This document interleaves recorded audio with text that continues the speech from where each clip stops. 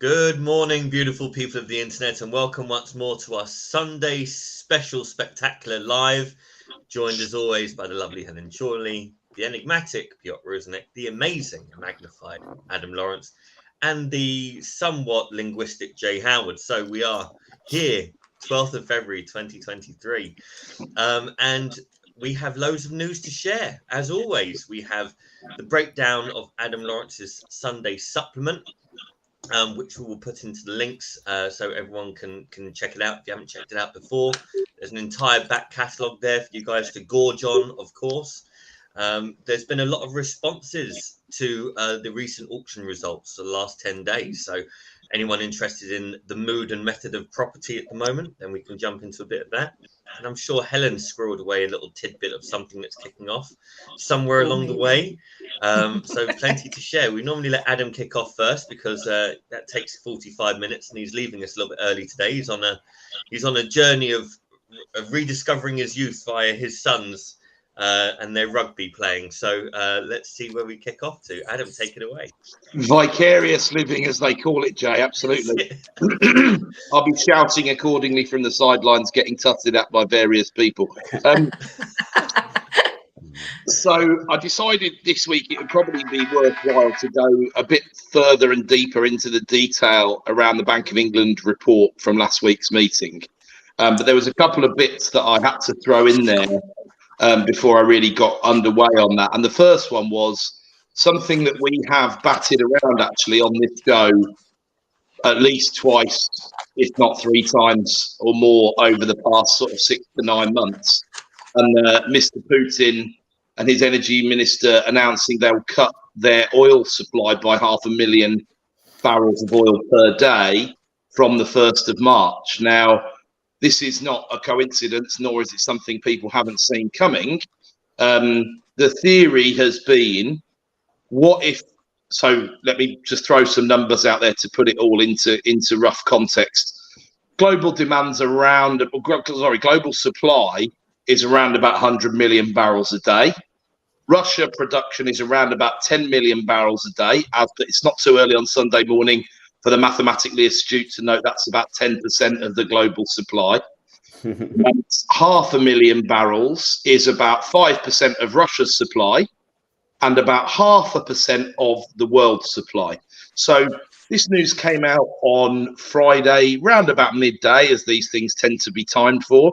And the oil curve went like that, as you can imagine, and the price adjusted upwards very quickly.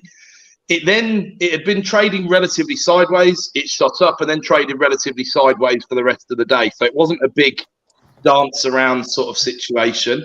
It looks like, look, there's new information in this market. It's been priced in and now we're trading at a new price. That's what it looks like. The differential was 2.6% in the world's supply, in the price, sorry. So the relevant maths or the relevant ratios here, 0.5% means 5 times the impact on the global price. Or 5% from Russia means half the impact on the price. So their remaining 95% sells 2.6% higher. So their oil revenue doesn't go down by 5%. Their revenue goes down by about 2.4, right?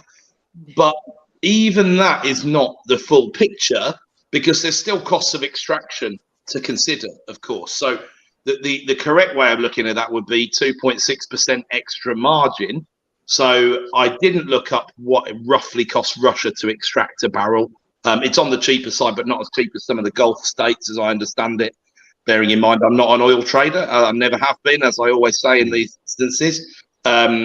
So probably from a marginal profit percentage, which is how we economists always look at these things, they probably cut 5% of their supply and increase their margin by at least 5%, which is not ideal because this is, if you go back, Putin throughout this whole scenario has been a relatively straightforward telegrapher of things that are to come. So I'll give you a couple of examples. Late January, early February 2022, a lot of Russian troops started appearing around the Ukrainian border looking fairly difficult. The initial noises were, this isn't as bad as it looks, folks. Then there was some intelligence that came via the Americans that said, he's definitely going in. and then he went in. August the 31st, 2022, after months of speculating this would happen, he started messing around with Nord Stream and these essential repairs. And I mean, August the 31st, it's not even a date remotely disguised designed to disguise anything. It's happening because winter's coming and people are going to start filling their gas reserves, right? And sure enough, Nord Stream went down to 20% of its volume, and then mysteriously exploded. Whoever was behind that, we still don't really know for sure. But it all happened in the most opportune date that it could have done. And now this is, right, gas season's kind of nearly over, and the European storages are disappointingly high if you're Vladimir Putin, right? So that's Europe sort of shored away until October next year, realistically. What have I got that I can mess around with? Well, oil. In America, they tend to call this summer driving season as we get into it. We're a few months away from that yet. But oil demand tends to go up, gas demand tends to go down. So what a great time to mess with the oil price. And this is simply a little bit of a flex, but I also think it's a little bit of a proof of concept. Now, before I announce World War 3.5 or wherever we're up to by now, I think it's probably important to also say on the mitigating side to that the 2.6% rise probably bakes in a little bit of allowance for, well, we didn't actually know he was going to do this, but now we do. There's traders who are thinking, well, there's a huge big upside here. We've seen $140 oil in the last 12 months. It was very brief, but we did see it. If he messes around like this, I don't think there's a problem with seeing $200 oil if he did cut, say, half of his supply. If he cuts half of his supply and only puts his revenues down by 5 or 10%, or even increases his revenues, certainly in terms of if we talk margin rather than talking revenue, of course, as the price gets higher, the cost of extraction becomes less important because it becomes less of a percentage. So it's important to also understand the maths of that. But still, if this loosely looks like a near free bet for him, you can be pretty sure he's going to do it. And the problem is, you know, his pals in OPEC Plus who can't really mess with him, like our great friends, the Saudis, who also won't mess with the Russians because they're great allies when it comes to oil production. You know, there's a case of they doth protest too much here because it's like, oh no, all these things are happening that put the price of oil up. We'll have to help, but we can't actually supply more oil because that might upset our dear friends, the Russians. So we'll just have to sell our oil at the higher price. Really sorry, guys, but the market dictates that, and there we go. And there's a problem there, which also, this is not coincidental that China have recently started to come back online, although what people might not realize is what's happening in China at the moment is there's kind of some voluntary social distancing going on and a voluntary suppression still in the economy. So it's not like China have moved away from zero COVID and off we go, bing, bang, bong, set the fireworks off. There is a big wave of what appears to be Omicron going through the population. But of course, as you had 1.4 billion people who were largely not exposed, and Sinovac has not been as effective as some of the other vaccines, as we understand it, trying to fish the propaganda out from the reality, of course, as you have to do throughout the whole of pandemic-related and probably any news-related items, really. That's a lot of people in hospitals dying, nervous, concerned, all the rest of it. Quite often multi-generational households. So some of the problems there probably reflect back to a very, very watered down version of an Italy or a Spain rather than a UK, which was just a big fat mess really when it was all going on. So that's got to be taken into account because where's my angle on all of this apart from everything? Guess what? Inflation, right? So this is everybody seeing that inflation is going to calm down a little bit quicker than I really believe it's going to. And this is an example of one of those risks to the upside that we have specifically discussed. And I use the words one of advisedly. So this week, we've seen the bond yields bounce right back to where they were before the Bank of England meeting. So from a trader's perspective, they tested the lows. They tried to get down to those sub 3% rates that we'll all be looking forward to on the 5-year gilt. And they've ended the week back to where they were before midday on Thursday last week, before the Bank of England meeting. So complete retracement on that front, which means mortgage rates are loosely going to stay-ish where they are. there's a longer term force sort of dragging that downwards. There are some really interesting arguments around that, but I still think a lot of this debate is framed around the world where we have the sort of ultra cheap money, and I still believe that is over. I think things will tend to get cheaper because we've got a very limp, very lackluster economy. Which now, do you think the rates are coming down because the banks need to now like fulfill their kind of numbers for New Year 2023, and they just have to compete for the business? I think it was easy. I mean, you've got to bear in mind a few things. Something I put in the supplement today, which sort of broadens that argument a bit, and I think it's a good one. We went into the Liz Truss scenario and came out of it when she was deposed and all the rest of it. Now, November, December is not traditionally very busy for the property market, and what we saw was probably people hung up the boots a bit early for Christmas. And I think a few of the main players could afford to do that because a lot of the lenders had their best year ever. Right. So a lot of brokers we spoke to, a lot of lenders, a lot of all the rest of it, they had a record year, which I thought myself, bearing in mind, everybody tends to pack up and go to Dubai on the 9th of December or whatever, apart from saddos like me who are burning the candle down to the wick at 4 p.m. on Christmas Eve, desperately waiting for deals, which is usually a bloody good tactic, to be honest. They've normally jacked it in, but of course that the board meet early January and go, right, we had a great year last year, jolly good, pat everyone on the back, there's a bit of a bonus, what we're doing now, what we're going to do now. So the market took, I think, probably 2 or maybe even 3 weeks longer to get off the operating table than it normally would do, but it did seem to liven up towards the end of Jan. You guys might be able to comment on some of the auction stuff that we've seen, or maybe you want another week to get a full roundup of all sort of the early action. But where are you guys at on that rather than me rattling on? I think we need a few days for a comprehensive picture. Yeah. Fair enough. That's what you get Sunday 9 a.m. folks. News hot off the press. There you go. I think it's like the last few days were kind of a bit of a mixed result. Like with some auctioneers having the best ever auctions and some auctioneers having the worst ever auction. Wow. So what do you regional or type of stock mix or pricing? Like high price, low price, or they're both London auctioneers, but they have lots regionally. But in terms of pricing, I think one is probably slightly more aggressive than the other.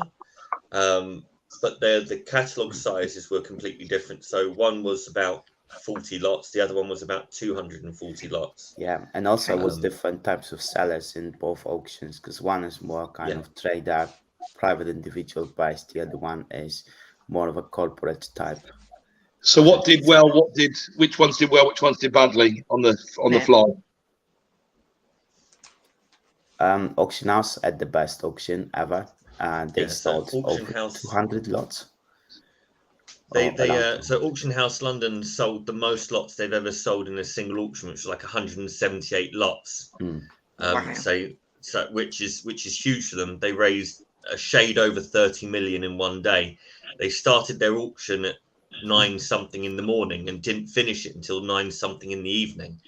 And there's only 2 auctioneers for 12 hours. It's a marathon task. Like people can look at auctioneering from a distance and say, all you have to do is just count the numbers out or shout them out and bang the hammer down. But there's a lot more that goes into it. I was going to say, Jay, I don't suppose he's watching, but God bless you, Andrew. That 12 hours is a lot of bin stock. If you had 12 hours of bin stock, that's for sure. I'm sure he gave 3 or 4 hours away to Mr. Weir, I'm sure. But just as a palate cleanser every couple of hours, just like a sorbet. Yes, but a moose boosh, if you will. But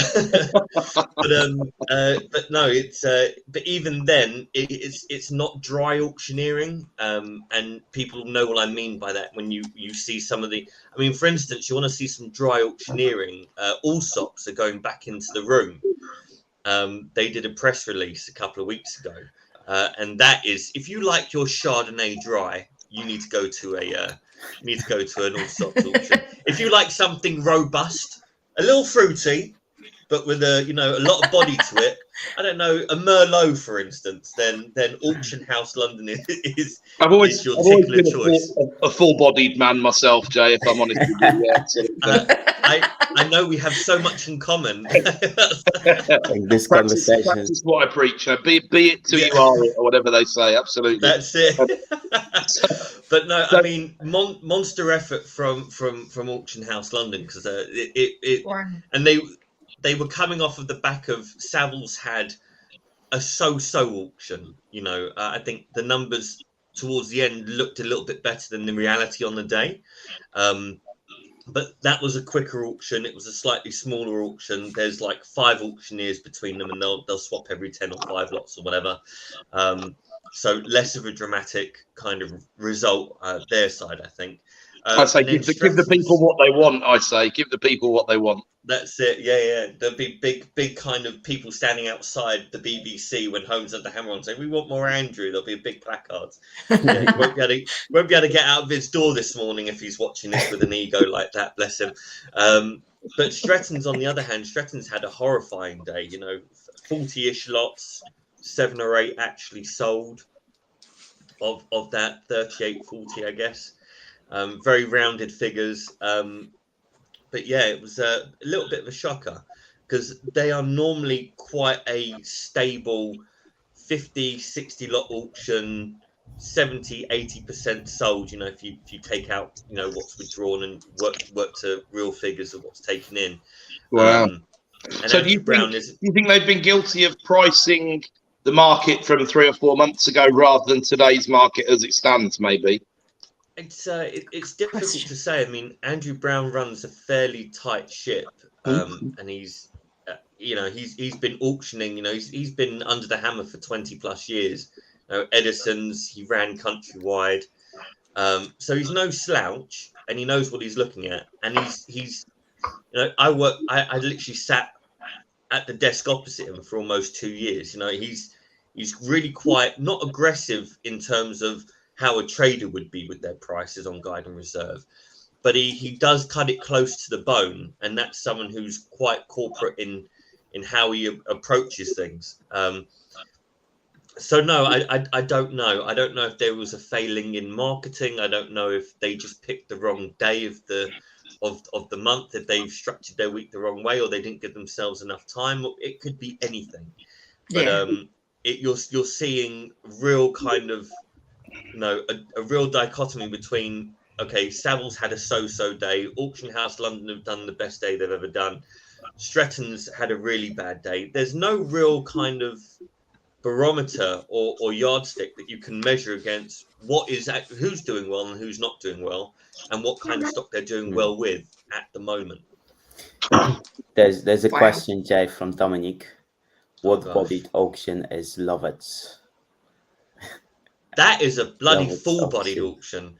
I have I don't want to play favourites or anything like this, but last Thursday was their auction, and I was heavily distracted by spending a lovely day at Partners in Property London, which was epic and amazing as all things are. But I missed Sarah Herbert with her first ever auctioning session, where she was the auctioneer. I've known Sarah for almost 10 years. But the beautiful thing with the Lovett's auctioneers is it's almost an entirely female team. They have a male auctioneer that kind of pops up every once in a while, but yeah. I reckon Tom's just trying to get you into trouble here, Jay. If I'm honest with you, he can try, but he wants you to compare it to an elegant rosé or something like that. I can just feel it. They're more like a bottomless prosecco lunch. These girls are high quality. They're right up my crowd. Yeah, I like it. Yeah. I like it. Actually, I'm glad they got a mention, because one of the property sisters reached out to me. She shared something, and I saw Sally on there, and got good feedback from one of the property sisters about how Sally was doing and ran it and everything. So, great, well done, girl. Well done, ladies. Yeah, so now they've got 2 female auctioneers, which is kind of like that's breaking molds, because no other auctioneer. There was an auctioneer a good couple of years ago that had a female auctioneer, and I can't remember her name, but she was actually really very good. but to have two and almost the entire team be female is pretty fucking awesome. It's the equivalent. It's the equivalent to riding in the Grand National and then winning the Grand National, I think. Yeah. But yeah. And another team that's fully female is like Sutton Cash, but they actually hire Andrew Binstock to do the auction for them. So it's like a female, almost 90% female team with Andrew Binstock. Behind every great man, huh? Well, I mean, these girls are brilliant because essentially what they do is they do everything. There's like 6 or 7 of them, and like their process, and they're really on it, and they give all the crap jobs to men. it's like a complete swap around. Sorry, like shouldn't have laughed so loud. Kathy, who runs that auction firm, her husband goes and does all the viewings. All the viewings of 100 plus properties. The guy spends his entire life in the back in his car, right? It's horrendous. The ladies do the strategic mastery, and the guys make the tea and take the bins out. Yeah, absolutely. That's it. So he's literally, you know, and they just bring Andrew in, A, because they love him, B, because he's a brilliant auctioneer, and C, because none of them really want to do it. They've got their whole thing. They run the entire thing. Mate, I was really hoping you were going to say if you pay Andrew enough, then he'll identify as whatever you like. So it's fine, no problem. You get enough Moscow mules in that boy, and you can get some really interesting responses, I'm sure. Ed is saying that Max and Allen auctioneer is a lady as well. Yeah. Yeah. I'm sure there's some Property Sisters research to be done on whether the results are better, actually. But if it's funded by Property Sisters, we already know the results. Exactly. We need an impartial, It's like finding out whether cow's milk is good for you, but all the reports and research is done by the UK Cow Milk Agency Company. Council, yeah. A touch of marking one's own homework there. Yes, indeed. Like all good government inquiries, Jay, as you know. Yes, indeed. Or indeed, let's just draft in Lord Panic when we need someone expensive to get us out of a blatantly difficult and impossible situation. Yeah. Very clever. And I just digressing back to the meat of the supplement, really, because we got slightly off track in a very worthwhile conversation. It's really, the rest of it is kind of quite macro. So it's talking about the bank's forecasts, which have drastically improved from the miserable report of November, which really was. But that's kind of like, wait till there's an earthquake, then do a report against how safe we are from earthquakes. You know, it's just not the time to be bullish in any way, shape, or form. And then so there's about 20 or so. It's quite interesting actually going through it in detail, because the bank have about 20 forecasters they listen to, one of which is not Adam Lawrence, but obviously I'm lobbying to change that as we speak. Not officially. Yet. Yet. I know about 3 PhDs short, mate, I think, unfortunately. 0 out of 3. So it shows sort of where they're at with unemployment, which is obviously fairly crucial, although there is a bit of a risk at the moment that because wages aren't moving where inflation is, you know, even how many people are employed is a bit of a crude measure, because you have to look at the average hours that they work, for example, because what we've got to look out for is the traditional recession cycle. And this isn't traditional by any means, because apart from anything else, there was this US number of jobs created in January, which was so far away from expectations. It really blew everybody away on the upside, and is making a lot of people say, actually, the US is not going to have a recession this year. Now, you've got another one of these really interesting things brewing, or interesting in my world anyway, where you've got inverted yield curves. Now, the inverted yield curve, especially when it's bunched up at the front end, is a very, very reliable indicator of a recession. And the bond markets, as we've said before, are very, very liquid things that you would expect to be pretty damn intelligent. So they're very clear that US, UK, and Germany, and this is the most inverted the yield curve has ever been in Germany, alongside some other major economies, are having a recession in 6 months' time or so. Very, very clear. Now, what traditionally happens in the job market is you start with the recruitment freeze when everybody sees it coming. Now, if you look the big boy, Microsoft, Amazon, Google, etc., that's where they are right now. They've started the recruitment freeze, right? And then you go into the cutting of average hours per worker. So if you're just counting the number of people in work, you don't see any of those things because you have to go deeper into the data and you have to look at the average number of hours people are declaring that they work, right? And then you get the cuts as they come. Now, that's all well and good, but we're not in a traditional cycle on the way into a recession. Unemployment hasn't been this low for nearly ever unless we go back to sort of the 50s and 60s, and there might be some figures from the early 70s like this. And vacancies have never been anywhere near where they are. And it's not only limited to the UK, that argument. The US is still very similar, where there's about 1.5 job openings for every single unemployed person. So it's really against the backdrop of, it's all very well and good using this is what happened before, but the tapestry at the back is very, very different. So the job market and the vacancy side of things is really quite robust until we see those traditional recessionary forces. Now, on the back of that, the thing I find difficult to reconcile, although I do think it will happen, is I think wages are going to be up sort of 5, 6, 7% again this year.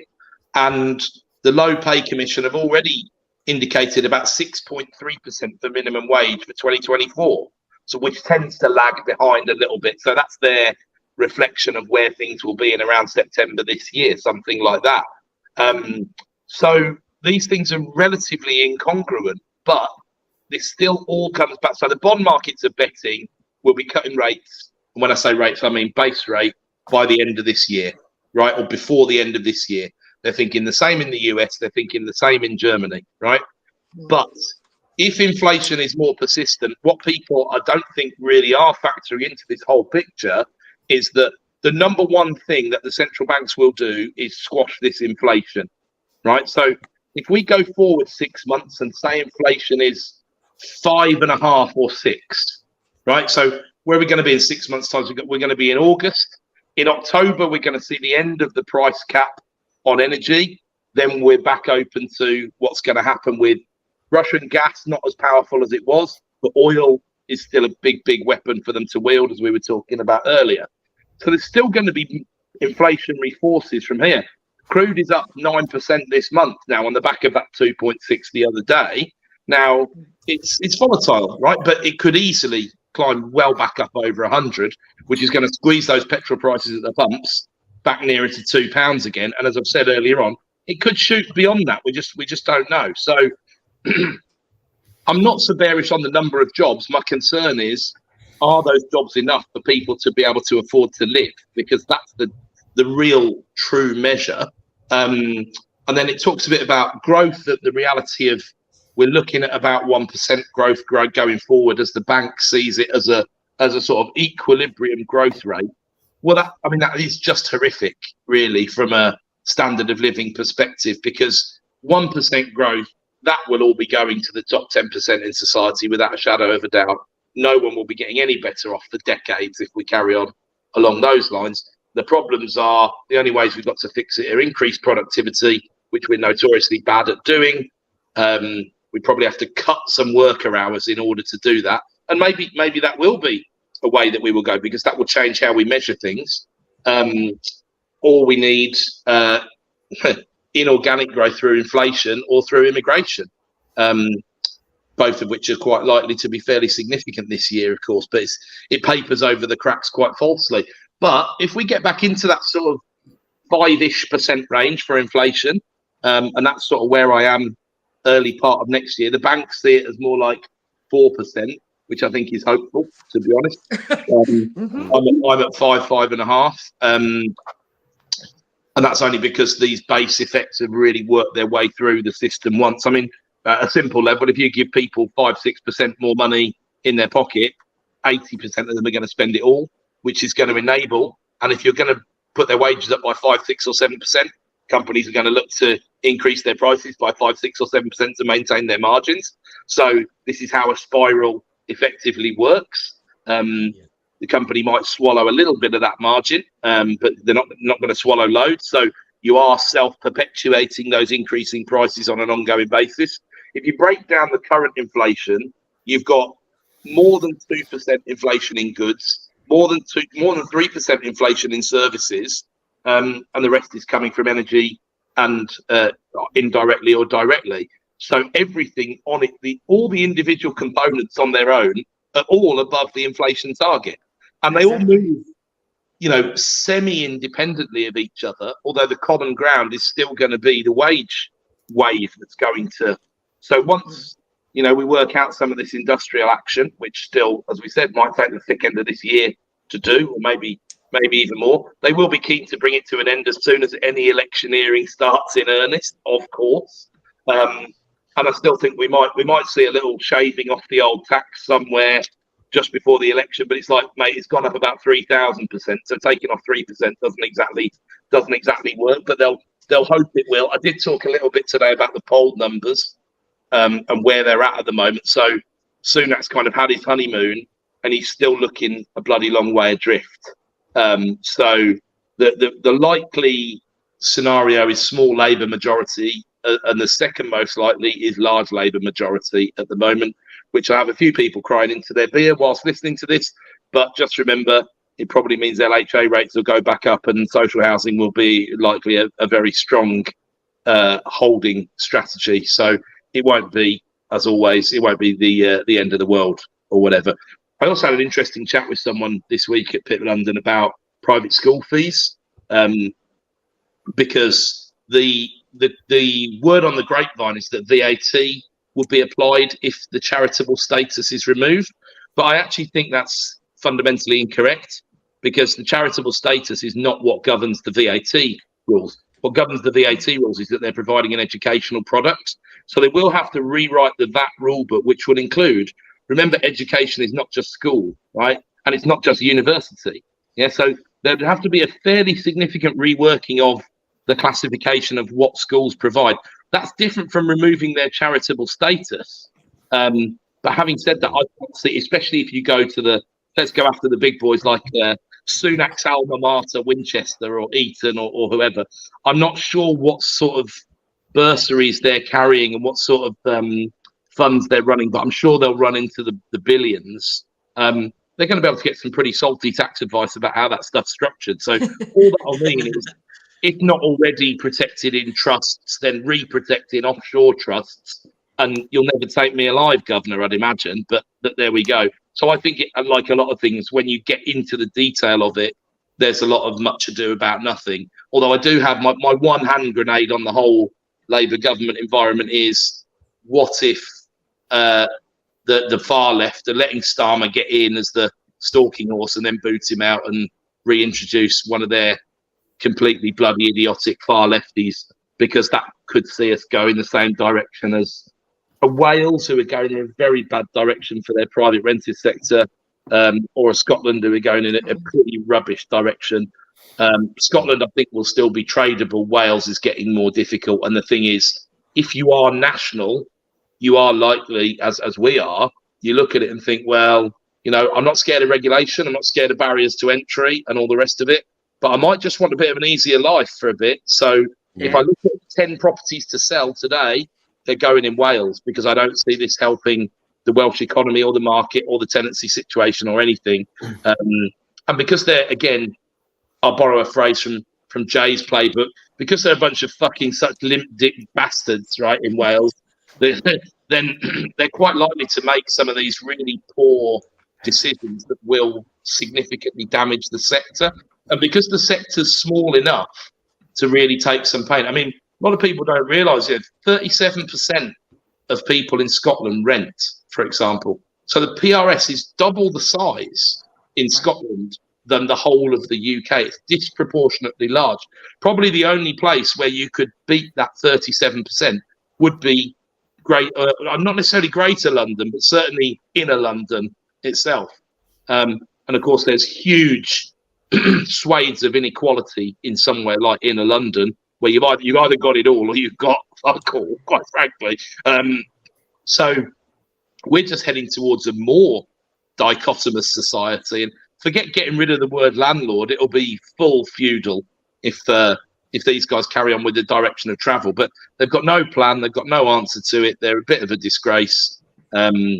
Yeah, won't be leaving England to cross the border into Wales anytime soon. Sorry to my Welsh friends and compadres, but that's where we are. Drakeford wants rubbish. Well, that kind of reinforces a lot of stuff I say. People always say, where don't you invest? I always say, we don't do Scotland because it's a different kind of legal system, and it's not a barrier to entry for us. It's just a complication and an annoyance. We don't really want to get involved. They're easier fish to fry. We don't touch Wales because it's looked good the last 5 or 6 years. But all you need is one economic downturn, and Wales, Scotland, Devon, and Cornwall sink into the ocean in terms of capital values. You get a little bit of that in the northeast as well. So we just we stay away from there. It's easier to keep things to England because the laws are simpler and like we at least know them, so we know what to expect. If you go to Scotland, you never know what to expect. Makes sense. Well, after detonating that nuclear bomb, I think I'm going to have to love you and leave you, and you pick through the wreckage of my tome from this week, and see you all next week, I think. Nice one. Thanks, Before Adam. you go, what date on the ballot have you marked out for World War III? I just don't want to pick the same date. I've got to go a day after or a day earlier, I think. Well, what did it? I give it 2 months, 3 months before Putin really starts to mess around with the oil price, and then we'll see. We'll just have to see what happens. The curve is still in. Helen will have to set me right if I get it wrong, but I think we're still in backwardation at the moment. But it's when that reverses that things could get really interesting. So backwardation is when the price is lower for the futures contract the month afterwards. So if you wait, you get it cheaper. What will get interesting is when we go into contango, it's called, isn't it? Contango. So I read Trading 101, just never done it. But, that's my efforts for the day. Here you go. Good luck, everyone. Good luck. See you, Adam. See you. Oh, you got some new words there, Piotr, for your vocabulary. I know. I'm making Backwardation notes and for my contango. Google search. Contango sounds like a dance, doesn't it? It's it's not that much fun. The best of them, yeah. Not quite that much fun. Contango is a situation where the future price of a commodity is higher than the spot price. Contango occurs when asset price is expected to rise over time. We go. So yeah, that's what we normally have. That's the educational real estate element. is in contango, isn't it? It normally is. Yeah. Is it? Yeah. Okay. Cool. Okay. Well, speaking about real estate being in contango, possibly, we picked a subject for our for our competition, right, Jay? Do you want to tell people what the subject is of the 500-word article that we and ChatGPT are going to write? Yeah, so the winner is Ivona. Ivona suggested, I've butchered the name, I always do. Piotr looks at me like, who the fuck are you talking about? But Ivona, I know you did well. I did well. Okay, so Ivona, I always second guess it now. And the subject is the future of buy-to-let in 2023. So I did shout out to Hayley, who I know is watching. I did like her question about good guys. Yes, so it's very apt in this gang of nice guys. I thought this was a very apt question. But anyway, yes, Ivona, well done. You get to choose your prize. I don't think nice guy is a compliment necessarily. No. This is where we could go off on some real gender politics stuff here now. It's not a good thing. Well, okay, it's the opposite of that. That's what I meant. Okay, yeah. Oh, look, Ivona, well done. She's here. Yay. Yeah, so Ivona has selected the topic. We are now in the process of writing our 500-word articles, which myself and ChatGPT have done. I'm just waiting for Piotr. I'm halfway through. And then we'll release it as a blog. It will go on to LinkedIn first, and then we'll share across to Facebook. And I don't know how to do it on Instagram, but Helen will know, and it will go on Instagram as well. And then it will be down to people to guess who the author of each one of those articles is. And then the winner will get to choose a prize, one of 4 prizes they will get to choose. So it looks like it's going to be either a 30-minute consultancy with myself, or Piotr, or Helen, or Adam. So depending on what you think you need in your life, you have 4 people here that will try and deliver some value in a 30-minute session. So it should be a nice bit of fun, and hopefully you'll be reading 5 perspectives on the future of buy-to-let for 2023. So there'll be some value in that as well. Nice. Well, by when we're gonna do this so that we actually commit to it? By Sunday next week we'll be live. By Sunday Friday next week. By Friday, people have 48 hours. Yeah. We should be able to expose the winner by this Let's time next week. Expose the winner. Yes. Good. Expose them fully clothed before people start getting the wrong idea. Oh, nice one. Really good. Do you have any other comments? You look like you flickered away to something there for a second. Yeah, I've got a few comments. People seem to be excited about the competition. Looking forward.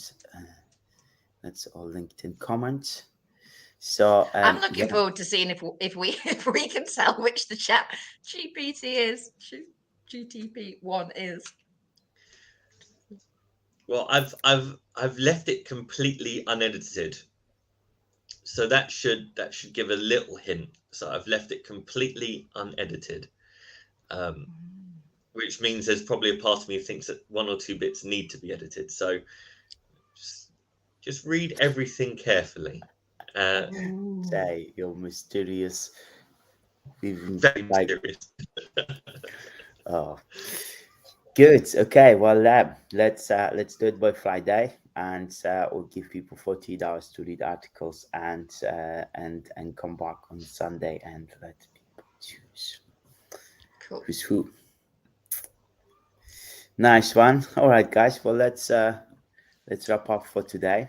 Let's give everyone their Sundays back. Yeah. Yes. Exactly. And we're heading off to a wedding of a friend this evening, so Nice. it's gonna be an interesting evening, and yes. Interesting. Yeah, there's going to be no alcohol at the wedding, which will make it super interesting. Okay, yeah. Yeah. Who needs alcohol when you have us? Yes. We'll be keeping the party True. Oh, nice one. Amazing. Thanks, everyone. Have an Cool. amazing Sunday. Have a wonderful Sunday, everybody. See you next week. Cheers, guys. Bye.